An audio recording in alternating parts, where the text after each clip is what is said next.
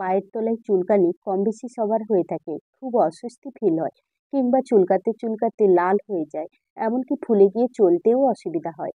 তারপরে কিছুতে চুলকানি যায় না। আর যদি আপনি এর সমাধান খুঁজে থাকেন, তাহলে শেষ পর্যন্ত ভিডিওটি দেখতে থাকুন। পায়ের তলায় চুলকানির বেশ কয়েকটা কারণ রয়েছে, চলুন সেগুলো আগে জেনে নেওয়া যাক। প্রথমত, ফাঙ্গাল ইনফেকশন, অর্থাৎ এটা ছত্রাকজনিত রোগ। যখন আপনি দীর্ঘ সময় ধরে পা ঢাকা জুতা পরে থাকবেন, তখন পায়ে বাতাস পায় না। তার ফলে ওই জায়গায় ঘাম জমে যায়। আর ওই ঘাম জমতে জমতে একটা সময় ছত্রাকের সৃষ্টি করে, যার কারণে ভীষণ চুলকাতে থাকে।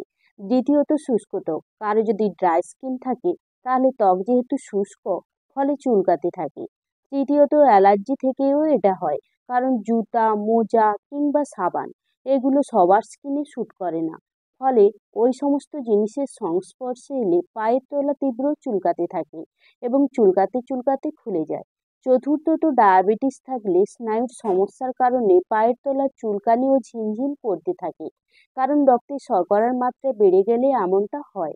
পঞ্চমত, একজিমা। দীর্ঘদিন যদি ত্বকের সমস্যা থাকে, তাহলে একটা সময় গিয়ে একজিমা সৃষ্টি করে, আর যার কারণে চুলকানি হতে থাকে। এই পর্যন্ত পায়ের তলায় চুলকানির কারণ জানা গেল। এরপর চলুন চুলকানি কমাতে কি করবেন।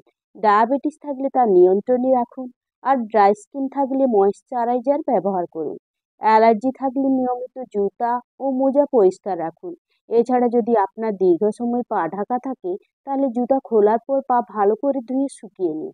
আর যদি তীব্র পায়ের তলা চুলকাতে থাকে, তবে ফিটকিরি ওই জায়গায় জল দিয়ে ঘষতে থাকুন, চুলকানি কমে যাবে। সাধারণত পায়ের তলায় চুলকানি এইগুলো করলে ভালো হয়ে যায়, কিন্তু যদি চুলকানি দীর্ঘদিন থাকে, তাহলে একবার স্কিনের ডাক্তার দেখিয়ে নেবেন।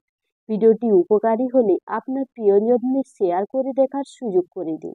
সুস্থ থাকুন, ভালো থাকুন। দেখা হবে পরবর্তী ভিডিওতে। ধন্যবাদ।